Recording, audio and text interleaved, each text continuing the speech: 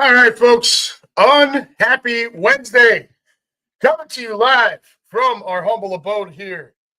This is the Unhappy Gilmore Show, powered by Green Legion Radio and part of the Green Legion Radio family.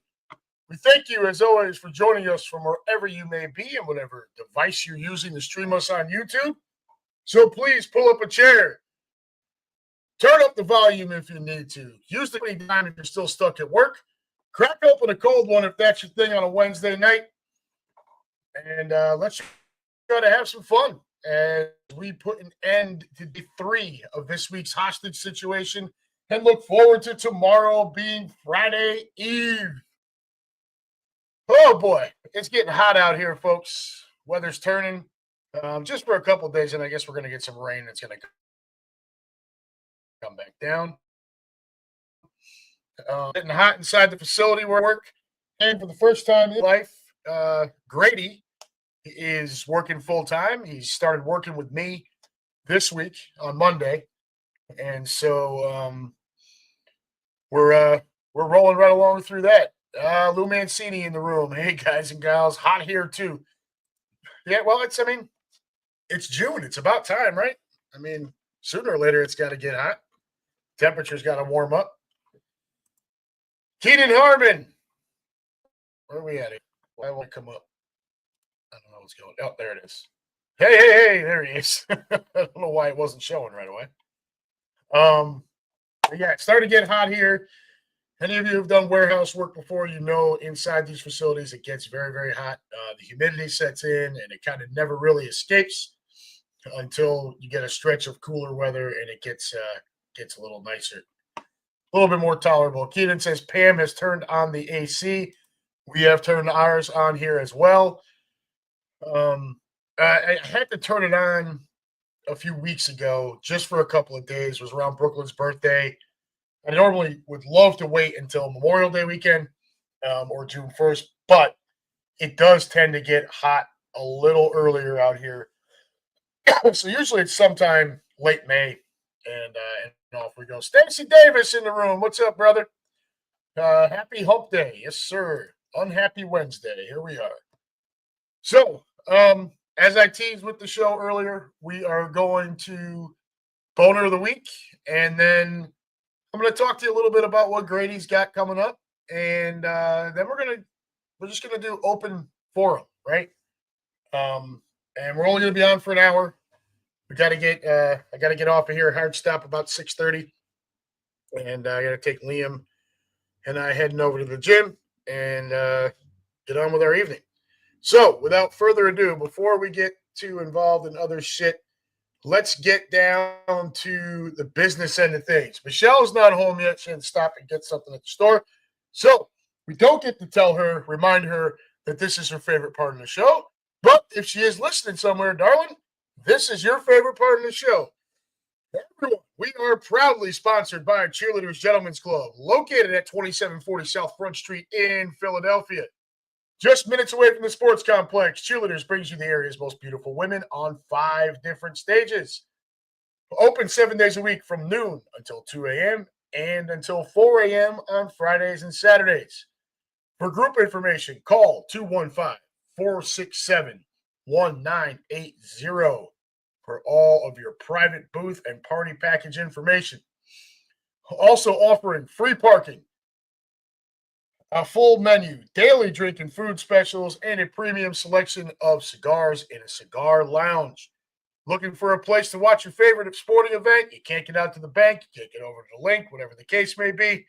Head on over to Cheerleaders and enjoy the 75-foot HD TV wall, as well as HD TV screens throughout the entire club. Once again, folks, that's Cheerleaders Gentlemen's Club, 2740 South Front Street in Philly.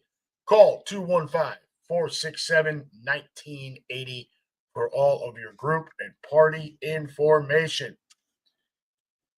And just like as always, at the bottom of your screen, you will see greenlegion.com scrolling anytime we go live here. It is going to be there.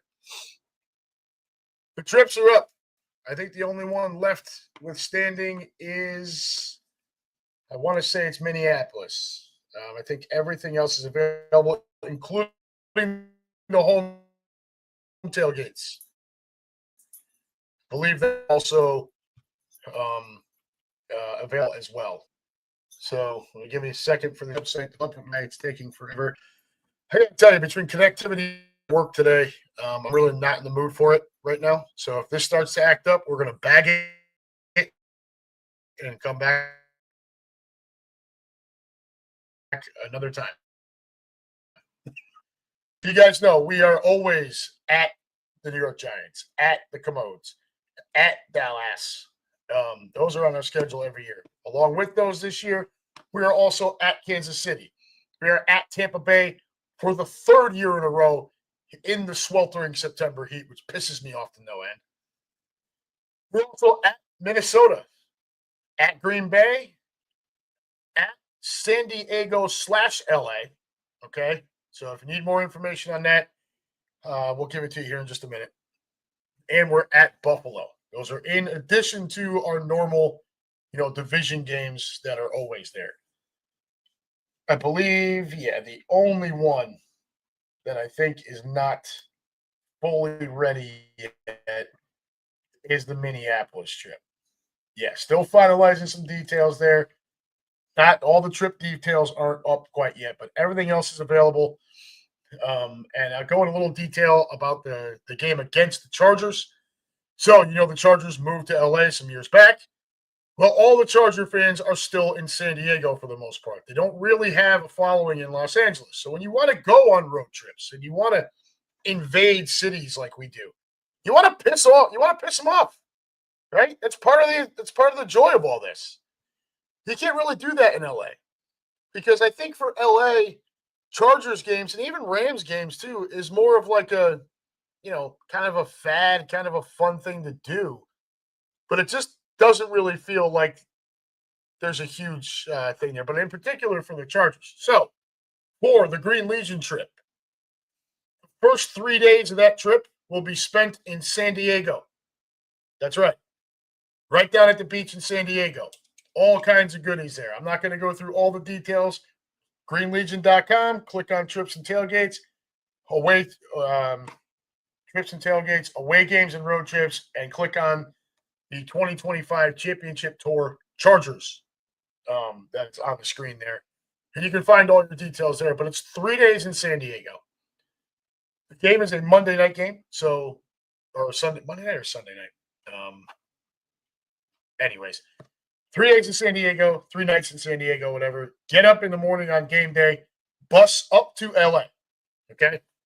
So you will check out of your hotel in San Diego. You will get on a bus. You will head up to LA. You will head and it's straight into Englewood. The hotel, the Lum Hotel, is connected to your tailgate location. So you will get off the bus.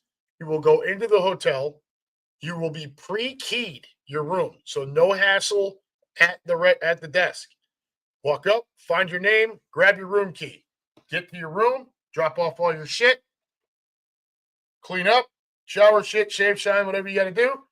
Head back down. There is a hallway that goes down and connects to the Cork and Batter, which is where our tailgate location is. Same place it was at last year. I was there last year. I can tell you from firsthand knowledge, Cork and Batter is absolutely fantastic, right? The staff is amazing. They do an excellent job taking care of everyone. The food was off the charts incredible.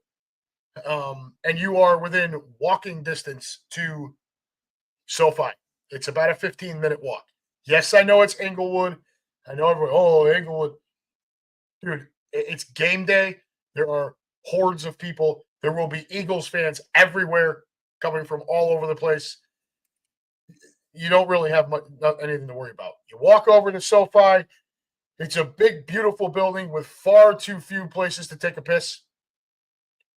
After we're done kicking the shit out of the Chargers, you come back out, walk straight back to Cork and Batter, drink your face off, walk straight back down the hallway into the elevator up to your room, sleep it off as best you can, get on the bus the next morning to LAX, where you will fly from LAX back home.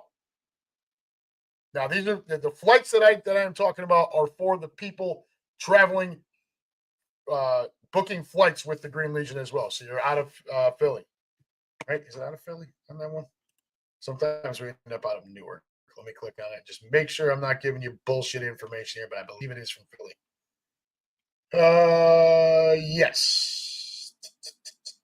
Yeah. Philly to San Diego, and then LAX to back to Philly. All right. Now, for those of you out of town, like my folks here in Midwest Eagles Nest or wherever else you may be, you're on your own with your travel arrangements. If you choose to book this trip, you fly into San Diego, you bus up to LA, you stay the night there, you do the whole thing I just talked about. Next morning is on you to get either fly back out of LA or get yourself back to San Diego to fly back out. That's if you self travel. Okay. So that's that.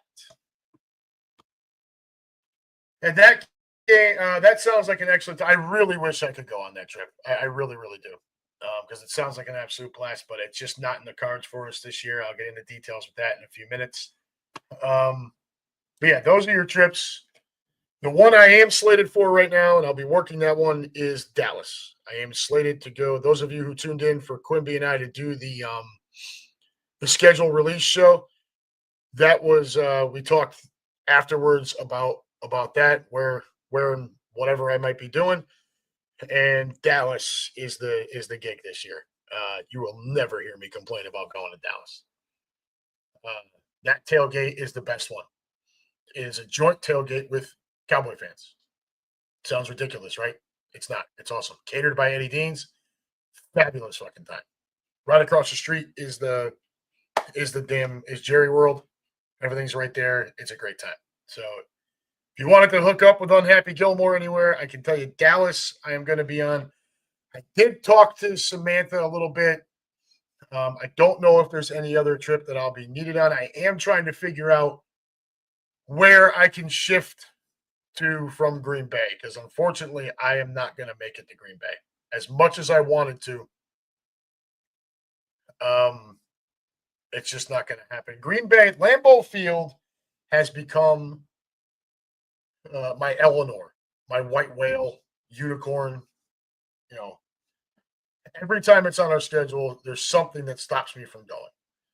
This time around, it's totally legitimate in that the game is on November 10th, and Grady will be graduating from basic training the Thursday before.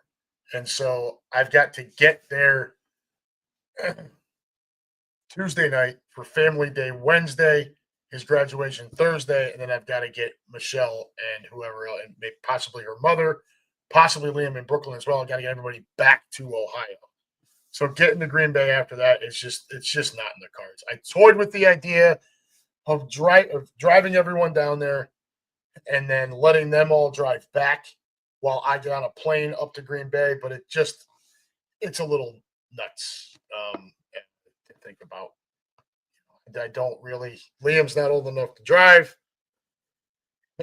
Obviously, Grady won't be with us, and the thought of Michelle and or her mother driving through 7 to 8 hours on their own with just the Brooklyn and Liam, it just doesn't sit well with me. So, unfortunately, Green Bay's not in the cards.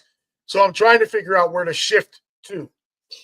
Along with that is I don't know if I'm going to be needed for a hands-on basis, on a working basis in other places, like say a Minneapolis or a Buffalo, where usually the girls have it under control, no problem, and they would handle it regardless. But there are some places, according to Sam, where it just makes a little more sense to have a little bit of extra help. So we'll see what shakes out with that. I can tell you Dallas looks to be a pretty much for sure thing for me. And then I have to shift to another trip instead of Green Bay.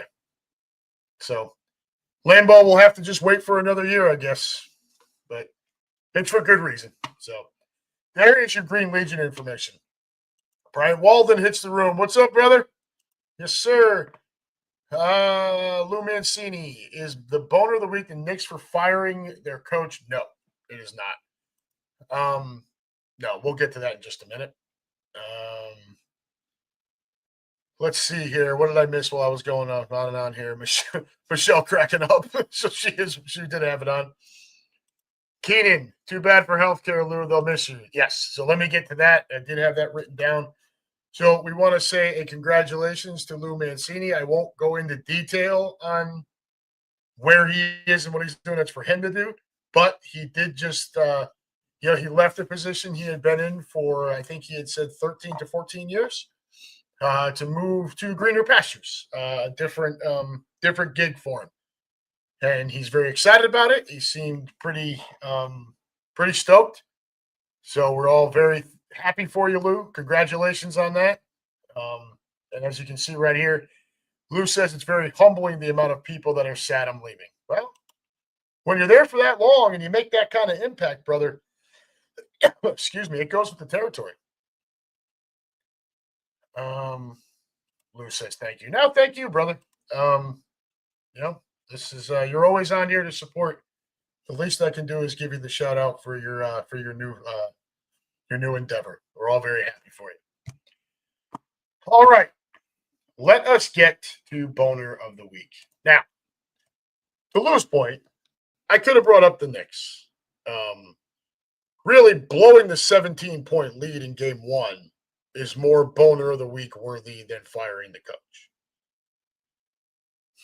Firing the coach, I am torn on it. Okay. I think you have three guys that are the reasons why the Knicks have become relevant again, have become good again, got to an Eastern Conference Finals. And it starts with Leon Rose for constructing the team, hiring the coach, yada, yada, yada. Without him, we're probably not looking at this level of success, even this level of success.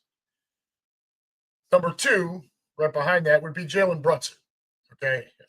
The Knicks went out and got him, signed him to this huge deal, and all of us were like, dude, you're paying this guy. At the time, the thought was Brunson was going to be the number two option behind Julius Randle, who had at that time kind of cemented himself as the top dog at the Garden.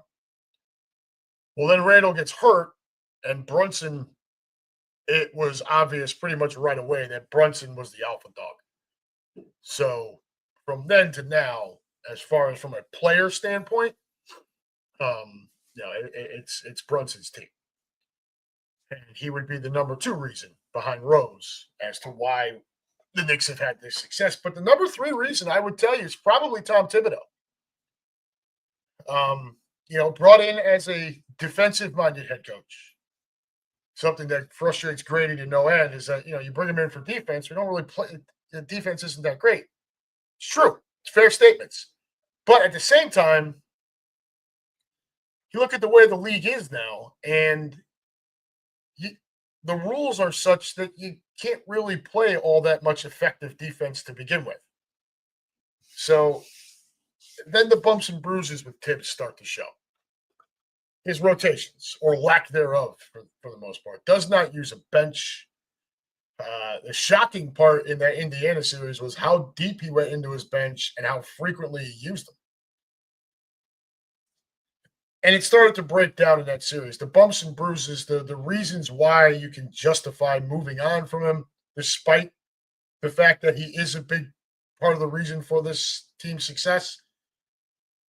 If you watch that series, and I know a lot of you probably did not, and that's okay. He was getting out coached. Carlisle's a really a great coach. Don't get me wrong. It's nothing. There's no shame in being out coached by him. But Carlisle was so far ahead of him at pretty much every turn. It was hard to justify. It's hard to look at this team and say, let's run it back, and think that Tibbs is going to be the coach that gets us over the top, right? Carlisle was miles ahead of him. And then you go right down to the final game, which I watched. To start the game, he's got, what's his face? Who's the Bridges? Mikal Bridges bringing the ball up the floor as the point. He's got Brunson playing off ball. I have to assume this was probably to move the ball around more and maybe speed things up on the offensive half court. Whereas when Brunson brings it up, things do tend to slow down a little bit. He becomes very ball dominant and it becomes a little bit more ISO. But like it felt like a little bit of a panic move. Um, benching Hart to to play Mitch, I don't think was a bad move. And I love Josh Hart; he's my favorite player on that team. But the team was more energized with Mitch on the floor. It didn't work, and you blow the 17-point lead. Okay, that's 17 points with like 6.5 to go, up 14 points or whatever it was, however many points it was with like 2.5 to go, and you blow that. If you finish the job there, you probably win the series.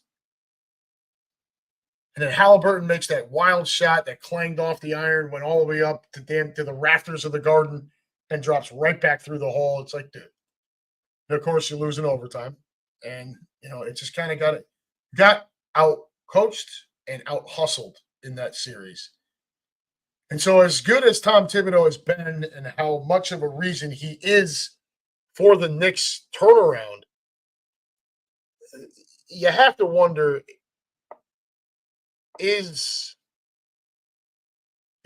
were you ever really going to have a chance to get over the hump with him as the head coach? And it just didn't feel like it. So, while I can see where some people go like, "You're out of your freaking mind," and I'm with you. But I also see the other side where it's like maybe this was the right move. Now, it's only the right move if you bring in a guy who can get you over the hump. A friend of mine asked, "Who would you rather have, Jay Wright or Malone?" And I said, "I will take the guy with NBA success." Okay. Look, I love Jay Wright. Okay. I'm a UConn fan. He's Villanova. Got it. Jay Wright is an incredible college head coach. There is nothing on his resume that states that he would ever be able to coach in the NBA. There's just not. Whereas Malone has an NBA championship, albeit he did it with the best player in the world on his team, but he still got the NBA championship. And somewhat the same level of success leading up to it as Thibodeau was having. And Keenan, that's a fair point. It's an absolute fair point, or not yet. And that may very well end up being the case. Knowing the Knicks and the way things have gone for the last 25 years, the likelihood is we're going to stick now that Tibbs is gone. So it is what it is. New York obviously stands for next year when it comes to all New York teams. Well, I mean, outside of the Eagles, you say a lot about Philly in that same regard, brother. But not the boner of the week, although very, very legitimate thing. Another option would have been, and if our good friend Lou Dominguez happens to hear this, the Miami Marlins over the last just few days having gotten swept by the Colorado Rockies, who are an historically bad team. They are on pace to be the worst team in baseball history. So as where you heard me last baseball season, and all during the offseason, talk about last year, the 2024 Chicago White Sox being the worst team I'd ever seen with my own eyes, there is a very, very, very strong possibility that this Colorado Rockies team says, "Hold my beer." And they went and swept the Marlins. So you could put the Miami Marlins on that list for getting swept. However, there is someone who takes the cake. And Lou, I am very surprised, although I haven't been on here in 2 weeks. So,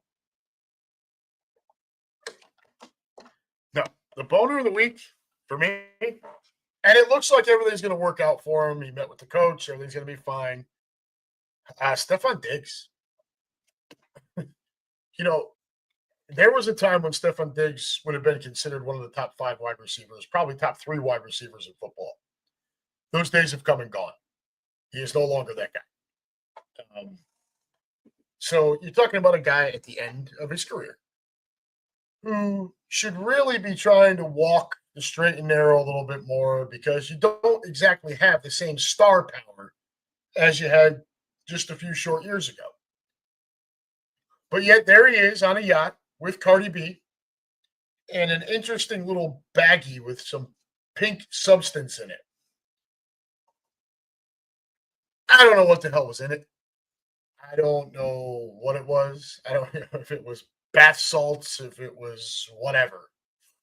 Um, but it sure as hell looked like some shit he should not be waving around. And I think the stupidity part, one, first and foremost, what the hell are you doing? Like, you're really going to risk it all for that?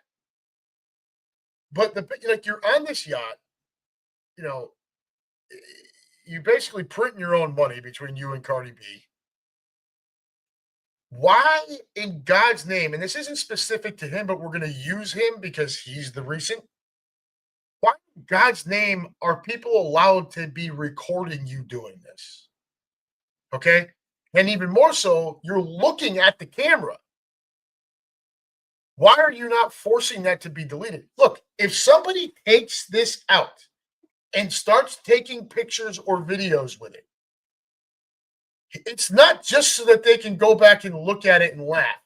I promise. It's so that they have it to maybe go look at and laugh, but also to post somewhere. You stupid bastards. I don't know how many more professional athletes. Derek Jeter. You can say what you want about New York teams. You can hate my Yankees all you want. But Derek Jeter was notorious. He would have parties at his New York apartment. You checked your cell phone at the door. You were not allowed to have this shit in there. He just did not want his private life out in the public. Okay? Now, regardless of what was going on, they could have been reading Bible scriptures for all we know. That's probably a stretch. But especially given what we know about the fruit baskets that Derek was sending, that Derek was giving the girls as they left. But you get my point. Don't allow it. You're in control. You are the professional athlete, the star, right? You are in control. If you don't want to be recorded or pictures of, don't let it happen. Check that shit at the door. Check it somewhere else. Stop putting yourself in these positions to be in trouble. And what happens? You're a knucklehead. You're goofing off on the yacht. More power to you. But you're doing it with what appears to be a pretty illegal substance. I don't want to hear how this was Himalayan pink salt. Get the fuck out of here. That's not what it was. And you just open yourself up to all of this. And why? Why? It's the same thing that I can't figure out why these guys get DUIs. Why are you driving? Why is there not someone driving you? Or that they get into altercations at nightclubs or whatever. Why is there not a person or team of people around that is there to stop you from doing stupid shit and or keep stupid people doing stupid shit away from you? Pac-Man Jones was terrible for this, and he's doing it right here in Cincinnati. I saw it with my own two eyes.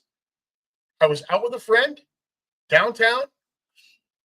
We were in a roped off area. There were 5 VIP sections. We were at number 2. Pac-Man Jones and his entourage were at number 3 right next to us. Pac-Man Jones, by the end of the night, is picking fights with his own bodyguards. So at some point, you have to recognize maybe you shouldn't be going out. Right? Maybe you just shouldn't be out doing these things. Roger joins the room, Bible verses. What's up, brother? I mean, just like, why does this continue to be a problem for these dudes? I don't get it. I don't get it. You work your ass off your whole life. Pop Warner, high school, college, into the pros. You get the big check. You're making all the money. You're dating all kinds of celebrities. They've got a ton of money. Your whole life is set. You can afford this extravagant lifestyle. Why are you allowing anyone to record you? Ever.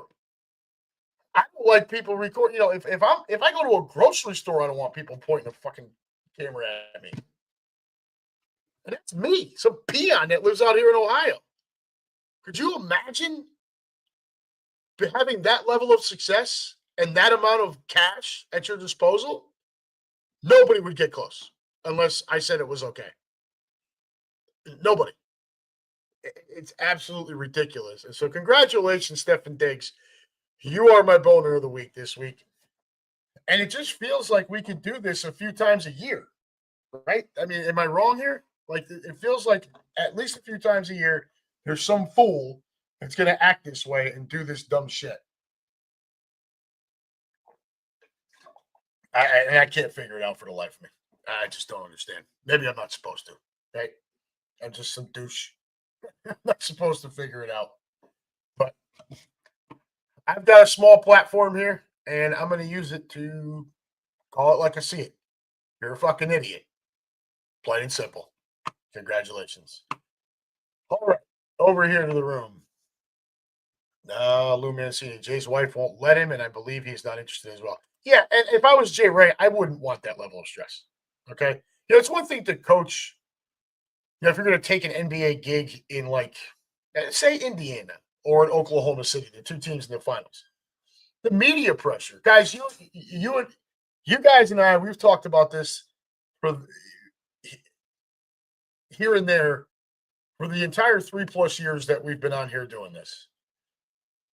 When you get to big cities, the pressure goes up, way up, because the media is constantly in your face. The fans are all over you.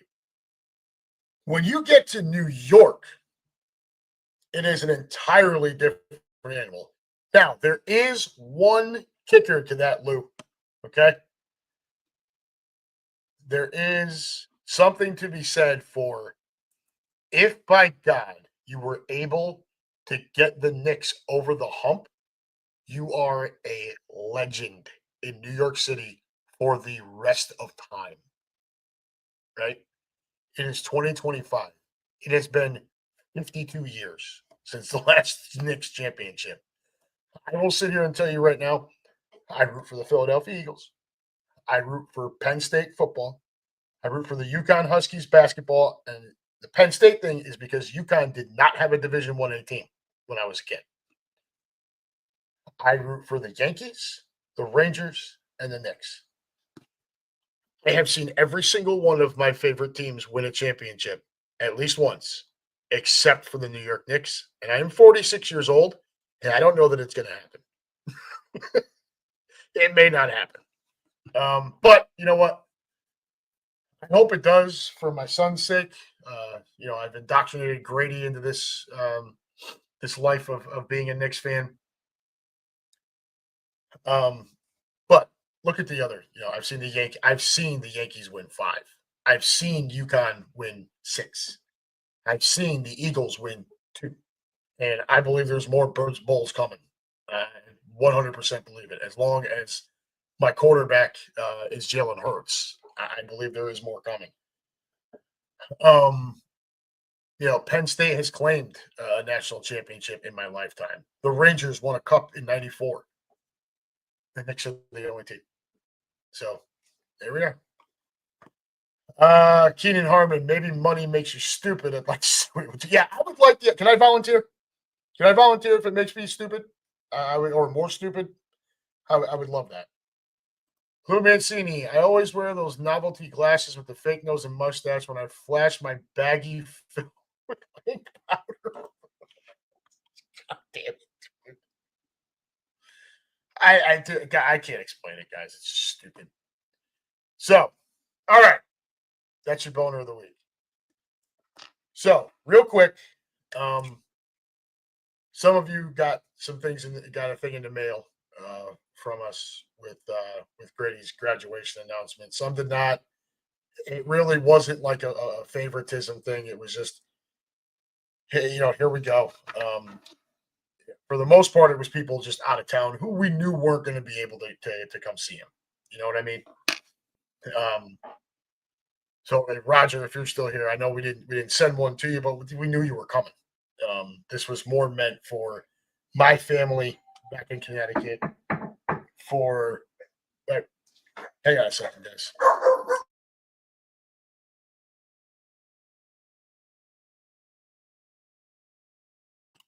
All right, Neil, come in. Sorry, solicitors at the door. So now the dog's freaking out. It's okay, Neil. He's all gone. Um, yeah, it was meant for. And then you folks in Philly who have made an impact on my life and on Grady's life and all of that. So we sent as many as we could, as many as we could for everybody out of town. So I'm going to run you through his timeline here real quick. So we had originally thought he was going to go to basic training starting sometime in June or maybe July. The job he had first gone after ended up being given to someone else. So he ended up stop it. He ended up in another job, his MOS, and it afforded him the opportunity to make a decision whether he wanted to stay home for a few extra months. Did somebody grab the dog? Stay home for a few extra months, go right away. He chose that he wanted one more summer with his family and friends. So Grady will not ship out until August 26th. He will do intake. He will be at an intake center for a few days. And then he will officially start his basic training at Fort Jackson, South Carolina on September 2nd. So he loses Labor Day. As Captain Demps like to say, they're going to take something, right? He goes, they took Labor Day. Well, it is what it is. So he is there for 9 weeks and 3 days, which, if I'm doing the math right, puts us to that week in November, which is preventing me from going to Green Bay. Yeah, so he'll graduate. If I'm doing the math right, he will graduate on Thursday, November 6th, which makes the family day Wednesday, November 5th, which means we're leaving Tuesday, November 4th, coming back Friday, November 7th. Unfortunately, it does not look like Grady will be coming back home with us for even just a couple of days. He is to report to Fort Meade in Maryland to start his job training on Wednesday, November 12th. And that is 20 weeks and 2 days. After which he goes for 2 weeks to Fort Benning in Georgia. And that is his airborne training. That's the part that Michelle's not all that excited about. That's his airborne training. And then once he's done with his job training, his first job assignment is at Fort Bragg in North Carolina. And that should be sometime in May of next year when he will end up there. So the likelihood is he'll leave for basic training. We obviously won't see him until he graduates. And even that will be just for family day and then his graduation, and then he'll be off to Maryland. We will come back home. We likely will not see him for Thanksgiving. But we're, obviously hopeful for leave at Christmas. And then after that, he's off on his career. So that's the timeline. So for all of you who've reached out and said, told me you got the card and congratulations on his graduation and everything. Just want to say thank you. He's come on the show a number of different occasions, mostly to talk basketball, and he does enjoy it. It's something he's passionate about and something he wants to do with his life is talk sports. Imagine that. So to give him even a small platform like this to come on and voice his opinions, he's enjoyed it very much, and he enjoys all of you interacting with him. So want to say thank you. That's the timeline for Grady. Yeah, the alpaca looked dapper as fuck. Keenan says he looks just like his dad. I like to say Grady's a good mix between Michelle and I. So does Liam. I think Liam very much looks more like me than his mother. And Brooklyn tends to look more like that as well. But Grady, Grady's definitely a good blend. So that's it, guys. He's going to, he's off just a few months. So last week was his, a week ago Saturday was his graduation from high school. Then he turned 18 the Tuesday after Memorial Day. And then this past Saturday was his birthday / graduation party. And then Monday, he started working with me. So I brought him in through one of our temp agencies so that he's no strings attached. Come early to mid August, he'll stop, be able to just take a few weeks off to relax and enjoy the last few weeks with his friends and family without work at all. But this will allow him to get full-time hours all through the summer. It'll allow him, full-time paychecks. He still keeps his nights and weekends. Be able to bank some cash and be ready to, be in the best position he can be in to head on out the door. That's it, guys. That's Grady. So 1 down, and Liam's next, but we got 3 years for that. So no rush, damn it. The interesting part for Liam is while he will also graduate when he's 17, he will not turn 18 until August. So he will not even really have the opportunity to come work with me unless he wants to take some time off before figuring out what he wants to do. Then I can bring him in. But other than that, he won't even have the opportunity. You got to be 18 to come in my facility. So Keenan, and those temps are easy to fire. Let's hope it doesn't come to that. He's got the benefit of me getting him up in the morning, but he's been good. First few days he's been good. He's getting up. He's making his lunch. He's ready to go. So that's what's going on with Grady. So we've got about 15 minutes to go here. Open forum, kids. I will tell you congratulations to your Phillies for a huge month of May that got them right back pretty much in a dead heat with the Mets. Mets falling off a little bit helped too, but they've kind of rebounded a bit. Coming into play today, you had the Mets by a half a game over the Phils.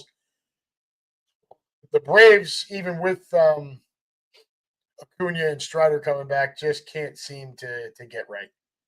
They had that horrible start. They were, I think, 0 for their first 9. They got back to about 500, but they're currently 5 games under, 10 games out. So that's not looking. Hell, they're a half game behind the Washington Nationals, who are surprisingly only 4 games under. But right now, your division very much looks like a 2-horse race with the Mets and the Phillies. And something that Chris Sack has alluded to as we've been doing the Heart of the Order podcast, whenever the 3 of us have the opportunity, there's no guarantee right now that a wild card is going to come out of the American League East. Okay. Now, the San Francisco Giants have fallen back to earth. They're only 5 games over 500 right now.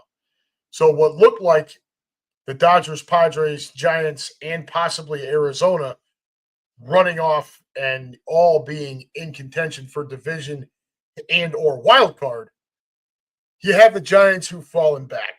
You have Arizona, who is now 2 games under 500. They've fallen way off. And, of course, Colorado is the worst team in baseball history. So, it looks a little bit more like maybe the Mets and Phillies make the postseason, but you want the damn division, right? You don't want to have to deal with the added bullshit when you don't win your division. So it's going to be paramount to stick with this Mets team. Let's take a look at your Phillies here for just a minute. And I'm talking mostly about schedule as we go forward here.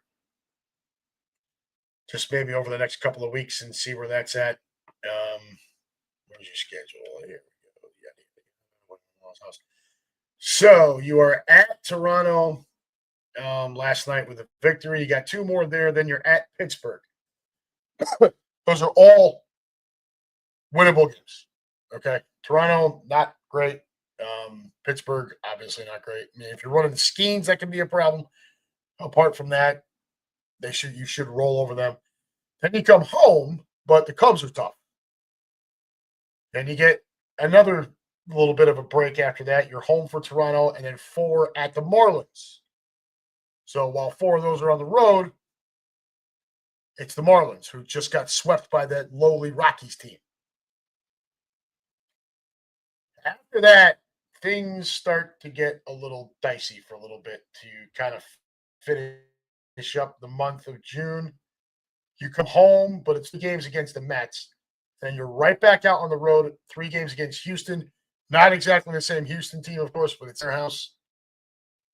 3 at Atlanta, which has been a problem for the Phillies, even when Atlanta struggles. And then you come back home for that last day of June, first 2 days of July, and it's 3 at home against the Padres, who are an excellent baseball team. So it's a little bit of up and down as far as difficulty. So you get it. I mean, obviously you want to make hay where you can. You need to beat up on Toronto and Pittsburgh and Miami. And then, if you can take 2 or 3 from the Mets, if you can go to Houston and take 2 or 3, if you can take 2 or 3 in Atlanta, it becomes about winning those series, right? It's not so much about the sweeps. You want to win the series. Right? Joe Torre used to say it all the time. Against the teams that are shitty, you want to play 700 ball, right? 700 plus ball. And then against the upper echelon, you want to play at least 500 ball, right? But overall, the goal, 2 out of 3, 3 out of 4, all that. You want to win the series. Doable. Looks like you right the ship on the May. It didn't close well. Losing 4 in a row going into June 1st, and then snapping out of it last night. But for the month of May, I think before that you were like 17-5 for the month. So it was an overall strong month for the Phillies. And you just want that to continue. And hope the Mets fuck it up. That's really not much else to say there. Harper. Somebody just brought up Harper. Keenan. Keenan about the Braves trying to kill Harper. So this is something Chris has talked about, and I agree with him. Bryce Harper needs to start being Bryce Harper when he gets back onto the field. First of all, you can't. You signed him to be your MVP. Is the key. And to this point in the year, he's batting .268 with 9 homers and 34 RBIs. He is second on the team in homers and RBIs. But,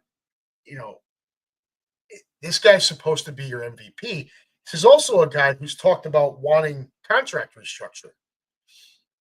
Yo, bro, I think we're going to need a little bit more results, right? We can't just keep expecting that sort of shit.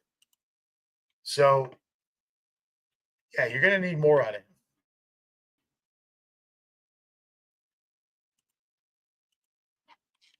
him. And Lou, you asked who was on the bump. Here we go, MLB.com. Phillies game day. Let's see. Baseball Reference is acting up right now, so we'll use MLB.com for this. And we'll just see where you guys are at. Did Abel pitch last night or is it tonight? Again, this thing is taking I don't understand the problem here. Abel is tonight, Lou. He's on the bump tonight against Berrios. Berrios has had, he's only 2-2, but sub-4 ERA. Not too shabby. There was a time when you'd look at a 3.86 ERA and be like, that guy sucks. It's just not the case anymore. But again, the Blue Jays aren't that good. Let's pull up the standings. I gave you some American League shit here real quick. And then you did want to talk about a little bit with the NHL finals that start tonight. And we want to wish a big good luck to our good friends Lou and Ashley Dominguez, especially after the Marlins getting swept by the Rockies. We want to wish them good luck in the Stanley Cup Finals for their Florida Panthers, who are the best team in hockey. I know points wise it might have been somebody else, but once again, here we are in the playoffs, rolling into the finals, and Florida looks to be very much the best team. They are up against the Edmonton Oilers again, who happen to have and now having trouble with this too. Yikes! We may have to get out of here soon. The Toronto Blue Jays are 31-29, so they don't stink, but they're not like woo. They're not. They're not running away with anything here. Them and Tampa both 31-29, 6.5 behind the Yankees. The American League East has been a disappointment overall.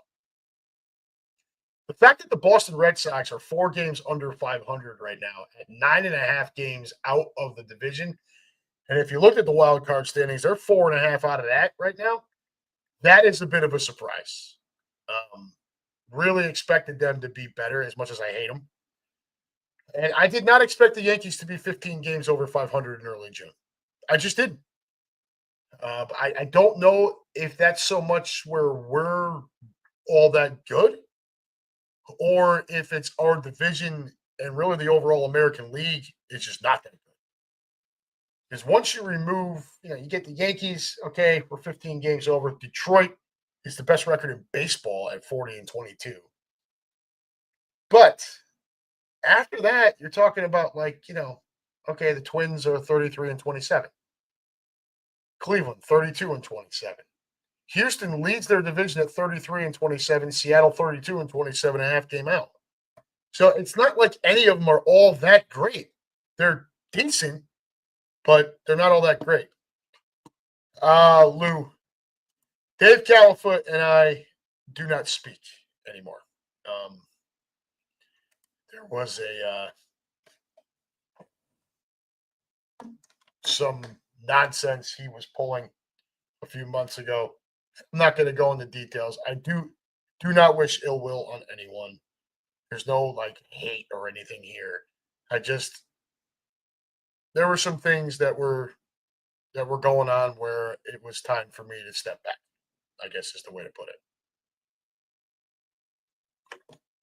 So, we always wish Dave well. It's not anything about that. It's just, this is the way things are right now. But yeah, I guess could you say Houston's good? Yes, they're probably tougher. Where are they at? They're 22-12 at home. The Phillies got to go to Houston. That's not good for the Phillies, right? But overall, the American League, once you get past New York and Detroit, it's a little bit better than average to shit. Whereas the National League, you got the Mets that are 15 games over, the Phillies that are 14 games over, the Cubs are 16 games over, the Dodgers are 13 games over, the Padres are 11 games over. It's just a deeper, more talented league right now. And it's really not a surprise to me. It's not a surprise to me. Heart of the Order, we talked about that at length, about how that was how it looked. Your best team in the American League was probably, 4th or 5th best in all of baseball, because the National League is the superior league right now. The Yankees, to their credit, took 2 out of 3 from the Mets, got shellacked by the Dodgers, had the lead that Friday night, blew it, got absolutely boat raced on that Saturday, and then a nice bounce back win Sunday night. But, the Padres are really good. The Mets are good. The Phillies are good. The Cubs are surprisingly very good. So it's the National League is deeper. But yeah, so last few minutes here, we've got the Stanley Cup playoffs, Stanley Cup finals. Connor McDavid, and I get it, screw Canada, but Connor McDavid is incredibly fun to watch on an individual standpoint. And I'm not trying to say the rest of the team is garbage or anything, but you take him off that roster, and they're definitely not where they are. The Florida Panthers are a clinic on the ice. They are so aggressive and sound on their forecheck. that it just wears you to death. By the time you're able to clear the zone, you got a line change because you have no gas to get back up the ice. And then switch gears over to the NBA Finals, where, of course, I was rooting for the Knicks. We were all hopeful, but didn't happen. I will tell you the league, the NBA, based on their overall ratings, and I know the playoffs have been much better, of course. They desperately wanted New York in the finals for ratings purposes. However, when you look at the two teams that are in the finals, it's probably the better matchup in that they both move the ball around, they run up and down the floor. It's a better watch. The Knicks get into a lot of ISO ball with Brunson and Cat. Um, Indiana likes to run. They like to move the ball around, right? There's no Siakam can have a huge night. Halliburton can have a huge night. You can get killed from multiple angles. Obviously, OKC has the league's MVP and SGA, but they're able to move the ball around well, and they're able to run up and down the floor. So, for those of you that like a little bit more old school basketball, minus the defense, obviously, this is probably your series. Unfortunately, from a rating standpoint, the OKC and Indianapolis markets, you're going to need a lot of interest from the rest of the country. Those two markets are really not big enough to buoy the ship. So we'll see what those come out. I don't get too deep into it, but I do know that any league would always prefer big market teams in their finals. It just is what it is. Football is the only one that doesn't need it at all. It doesn't matter who's in the Super Bowl. Super Bowl is the most watched event every single year. You could take Green Bay, who's the smallest market, and I don't know. Give me another small one. Let's Jacksonville, and it would still be a huge thing. So that's where we're at, and we are right up at an hour here, folks. So I know I kind of babbled on, kind of hogged all the time, didn't really answer any questions. Just kind of wanted to talk to you guys for an hour. We'll come back next week. Not sure about Heart of the Order yet. Lou's schedule is the one that's very more demanding right now. Chris had a very big week with his son's little league team, and that's still going on. The championship game tomorrow night. So we wish. Was it the Maple Shade Mariners? I'm pretty sure I got that right. We wish them good luck tomorrow night, and then we wish the Dominguezes good luck in the NHL Stanley Cup Finals. So I'm going to get out of here. I'm going to go hit the gym for an hour or so and come home, shower up, and get to bed. I got a busy day tomorrow, and then we can hopefully wrap up the week. So come on back again next week, regardless of whether it's Heart of the Order or UnHappy Gilmore. Hell, I might do both. But until then, folks, this has been the UnHappy Gilmore Show, powered by Green Legion Radio and part of the Green Legion Radio family, and proudly sponsored by the beautiful women at Cheerleader Gentlemen's Club, located at 2740 South Front Street in Philadelphia. Call 215-467-1980 for all of your group and party information. Guys, girls, get through the rest of the week. Tomorrow's Friday Eve. Get on to your weekend. Don't do anything I wouldn't do. Remember that Judge is not back in until Monday. And as always, folks, regardless of what time of year it is, on this channel, it is always Go Birds.